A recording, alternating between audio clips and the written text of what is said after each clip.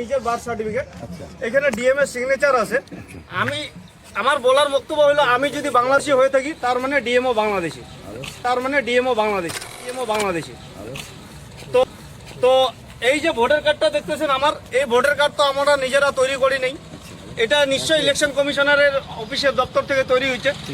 তো আমার কথা হইলো, যখন ভোটার কার্ড বা যখন আমাদের আইডেন্টি প্রুফ তৈরি করে, তো তখনই ওনাদেরকে ভালোভাবে তদন্ত করে দেওয়া হয়। কিন্তু আমরা সাধারণ মানুষ এত কাগজপত্র নিয়ে বইতে বইতে আমাদের অবস্থা খারাপ। তো আমরা সাধারণ মানুষ, গরিব মানুষ, আমরা খেটে খাওয়া মানুষ, আমরা ভাতের জোগাড় করবো না কাগজের জোগাড় করবো। আজকে আর এই কাগজ দেখানোর পরে আর কোনো কাগজ পাইনি। আমি গোয়াল ঘরের মধ্যে আমার বাবার পুরানা এই বাঙ্কুয়াটা পাইছি। তো এই বাঙ্কুয়াটা হচ্ছে আমাদের সঙ্গের সাথী, বাঙ্কুয়াটার সাথে সম্পর্ক আমাদের ছিল, আছে, থাকবে। তো আমি জনসাধারণের উদ্দেশ্যে একটা কথাই বলবো, যে একটা করে বাঙ্কুয়া ঘরে ঘরে রাখবেন। সামনে ইলেকশন আসতেছে, জানি না আরো মানুষকে কতভাবে হয়রানির শিকার হতে হবে।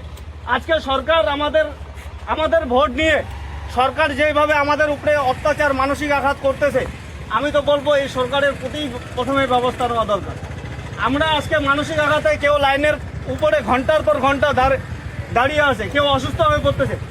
আজকে 80 থেকে 100 বছরের বৃদ্ধরাও অসুস্থ হয়ে পড়তেছে, হার্ট অ্যাটাক করতেছে, সুসাইড করতেছে, স্ট্রোক করতেছে এই এসআইআর কাগজপত্রের যন্ত্রণায়। তো আমি সর্বপ্রথম বলবো, আমাদের ভোট নিয়ে নেতা মন্ত্রীরা যেভাবে আমাদের উপরে, সাধারণ মানুষের উপরে অন্যায় অত্যাচার করতেছে, তো এই নেতা মন্ত্রীদের উপরে অ্যাকশন নেওয়া দরকার।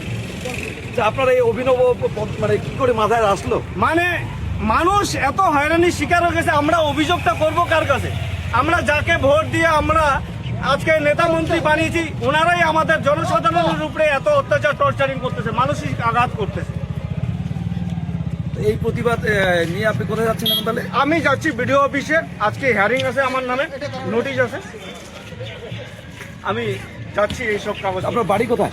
আমার বাড়ি ক্রান্তি ব্লক, রাজাডাঙ্গা জিপি, বাড়ি দুদিবস্তি। আপনার নামটা? আমার নাম রশিদুল ইসলাম।